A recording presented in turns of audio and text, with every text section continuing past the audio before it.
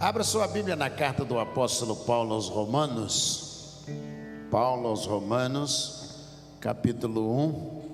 Nós vamos ler o prefácio e saudação paulinos.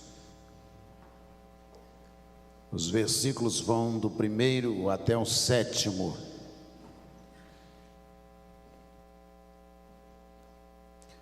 Paulo, servo, prestem bem atenção.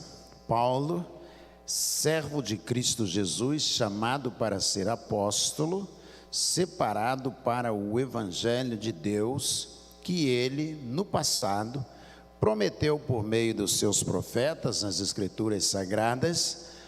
Este Evangelho diz respeito a seu Filho, o qual, segundo a carne, veio da descendência de Davi e foi designado Filho de Deus com poder, segundo o Espírito de santidade, pela ressurreição dos mortos, a saber, Jesus Cristo, nosso Senhor.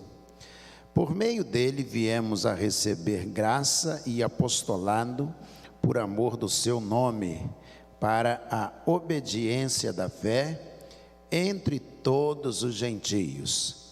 Entre esses se encontram também vocês, que foram chamados para pertencerem a Jesus Cristo.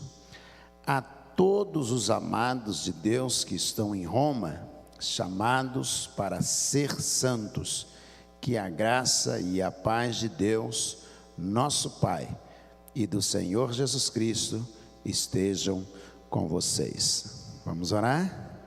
Senhor, obrigado, ó Deus, por essa vida tão extraordinária, a vida do apóstolo Paulo. Obrigado, ó Deus, pelo seu empenho nas viagens missionárias, na pregação do Evangelho, no testemunho, no ensino. E obrigado, ó Deus, porque somos detentores destas riquezas, ó Deus, que são suas cartas. Ó Deus, agora, Senhor, fala ao nosso coração.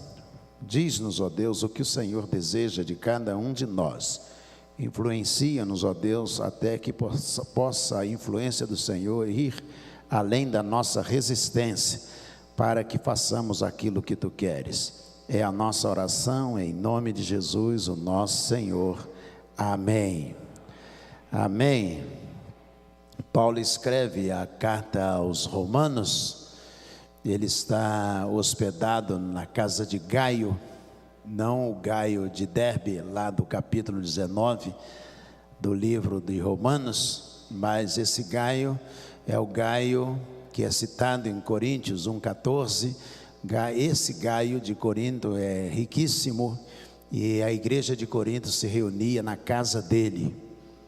E era de um poder econômico muito elevado, então ele recebia toda a igreja de Corinto. E é da carta da casa de Gaio que ele vai escrever a carta para a igreja que está em Roma, provavelmente no ano 57. Ele vai escrever essa carta para a igreja que está em Roma. E ele vai falar à igreja de Roma: eu gostaria muito de poder estar com vocês, e vou separar um tempo para estar com vocês. Ele ainda não havia sido preso, ele está em Corinto, mas ele vai acabar posteriormente sendo preso e vai chegar 3 anos depois, ele vai conseguir chegar a Roma, só que agora prisioneiro. Ele vai ser levado a Roma e vai ali ficar até o ano 64, quando ele vai ser solto, vai ser preso de novo, e em 64 ele vai ser executado, finalmente ele vai morrer. Mas ele escreve esta carta preocupado com a igreja que está em Roma, e muitos estudiosos, entre eles a gente pode lembrar de Cullmann, John R. Stott, eles vão dizer que a carta aos Romanos pode ser chamada de quinto evangelho, pela sua construção, pela capacidade do apóstolo Paulo tentar convencer e mostrar com tanta clareza o que era o Evangelho, o comportamento, viver no Evangelho, viver no cristianismo, implicava em algumas mudanças, em algumas transformações. Mas por que ele vai se preocupar em escrever parecido com o Evangelho e com tanta profundidade? É porque havia se constituído em Roma uma igreja formada por judeus, cristãos. Ninguém sabe ao certo o dia e a hora que essa igreja começou, mas ela existia dentro do Império Romano, e alguns até da casa de César faziam parte desta igreja, conforme o próprio apóstolo Paulo vai mencionar.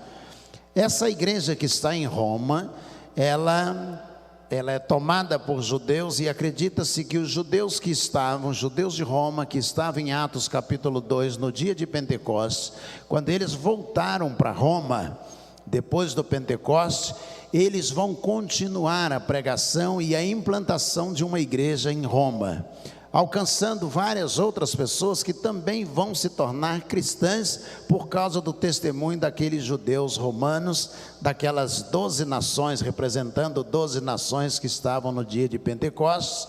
Você vai encontrar entre eles judeus romanos, conforme a menção de Lucas em Atos capítulo 2. No ano 49, o imperador romano, o imperador Cláudio, ele expulsa dali os judeus cristãos. Tomando conhecimento do crescimento da igreja, então ele baixa um decreto em 49, o imperador, e ele expulsa todos os judeus de Roma. E Roma fica sem judeus, mas tem romano crente que já havia se convertido. E aqueles crentes que estão em Roma, que não são judeus, que são romanos, que perderam seus líderes, vamos pensar assim, os seus pastores, os seus diáconos, perderam seus professores de escola dominical, perderam toda a liderança, aqueles crentes romanos. E agora? Então Paulo encontra Áquila e Priscila, conforme Atos capítulo 18 e 19, encontra em Corinto, e eles dizem: acabamos de ser expulsos de Roma pelo imperador romano, e expulsou todos os judeus. E aí Paulo vai escrever uma carta para a igreja que estava em Roma. Por isso que essa carta se parece com o Evangelho, porque Paulo estava preocupado que aquela igreja se fortalecesse, porque ela era formada somente por crentes novos. Que coisa fantástica! E aí ele traz essa saudação que nós vemos. Ele começa essa carta, como quase todas as suas cartas, exceto a carta aos Filipenses, ele começa dizendo: eu, Paulo, o apóstolo de nosso Senhor Jesus Cristo, não pela vontade de homem algum, mas pela vontade de Deus. E ele diz: não pela vontade de homem algum, mas pela vontade de Deus. E por que ele faz questão de dizer que ele é apóstolo pela vontade de Deus? Porque os outros 12 apóstolos, eles não consideravam Paulo como apóstolo. E por que Paulo não era considerado como apóstolo? Em Atos capítulo 1 vai dizer que para ser apóstolo teria que ter visto Jesus desde o início do seu ministério até a sua ressurreição, e ter visto Jesus ressurreto. E Paulo entrou depois em Atos capítulo 9, se convertendo e se tornando apóstolo. Ele diz: eu mesmo vi o Senhor na estrada, ele apareceu a mim na estrada, como um abortivo me tornei apóstolo, não pela vontade dos homens, mas pela vontade de Deus. E aí ele diz: eu sou apóstolo, e ele escreve à igreja que está em Roma. Qual é o objetivo do apóstolo Paulo?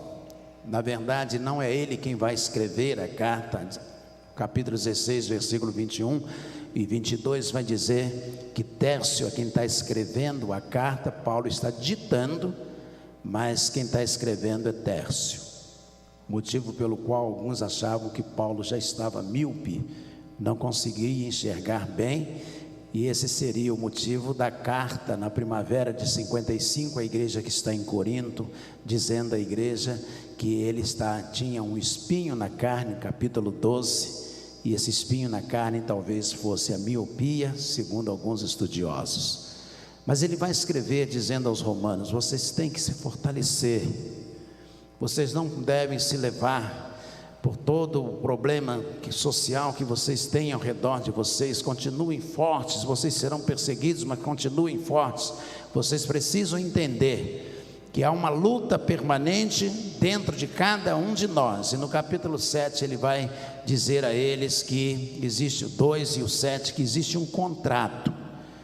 E esse contrato, ele se desfez em Cristo Jesus.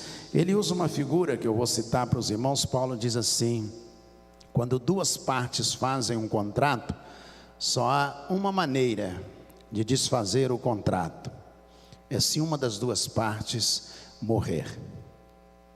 Vou repetir: duas partes fazem um contrato, e diz Paulo, esse contrato só se desfaz, uma parte se deixa obrigada de cumprir a sua parte no contrato, se a outra parte morrer. Imagine que você alugue, por exemplo, uma casa, e você se comprometa a pagar o aluguel, e aí você morre. Acabou o contrato. Pode devolver a casa, porque uma parte morreu, não é mais obrigada a cumprir o contrato. E Paulo, escrevendo aos Romanos, ele diz assim: o Velho Testamento havia um contrato entre o homem e Deus. O homem tinha que cumprir um contrato e Deus, do outro lado, tinha que cumprir esse contrato. E como desfazer o contrato pela lei que existia e estava galgado, firmado na lei? Paulo diz: só se uma das duas partes morrer. Deus escolheu morrer. E quando Deus vai para a cruz, ele morre e ele desfaz o contrato. Vós não estáis mais debaixo do jugo da lei, porque Deus, uma parte do contrato, Deus morreu e o contrato não existe mais. Você não está obrigado a cumprir o contrato. Mas e agora? Diz: agora vós sois salvos pela fé, por meio da graça de Jesus Cristo. Se estabeleceu uma nova aliança, só que essa aliança não tem lei, mas ela tem graça, para que nós possamos viver pela graça de Jesus Cristo, nosso Senhor e Salvador. Então, uma carta aos Romanos, ele vai dizer: nessa graça há uma luta constante entre você e a velha criatura, que é o capítulo 7, onde você tenta se livrar dessa criatura que está em você. Miserável homem que sou, quem me livrará do corpo desta morte? Diz ele ainda: se o bem que quero fazer, se não faço, mas o mal que não quero, esse faço. Então, se não faço o bem que quero, mas o mal que não quero, então não habita bem algum em mim. Miserável homem que sou. Há uma luta constante. O cristianismo nos chama a essa luta constante. Todo dia, quando você acorda, o velho homem está ali te esperando. O velho homem, a velha criatura, está te esperando para travar uma luta com a nova criatura. E Paulo diz: todo dia, isso vai acontecer. Não mais por causa da lei, mas você vai viver na graça.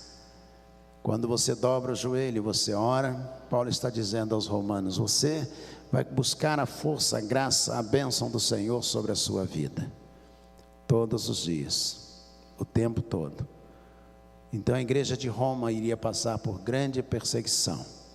Quando Paulo chega a Roma, muitos vão visitá-lo na casa. Ele fica numa prisão domiciliar no ano 60, e muitos vão visitá-lo, querem estar com ele, querem conhecer o apóstolo Paulo, que escreveu a carta em 57 para a igreja.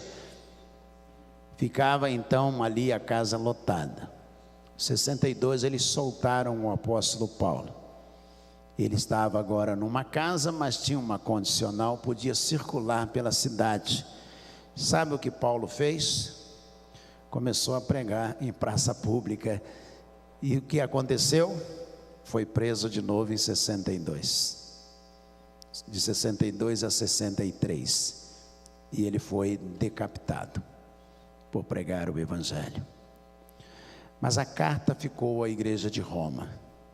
E a igreja de Roma ficou, e Paulo diz à igreja no capítulo 16, diz: por causa de vocês, o mundo inteiro conhece o evangelho.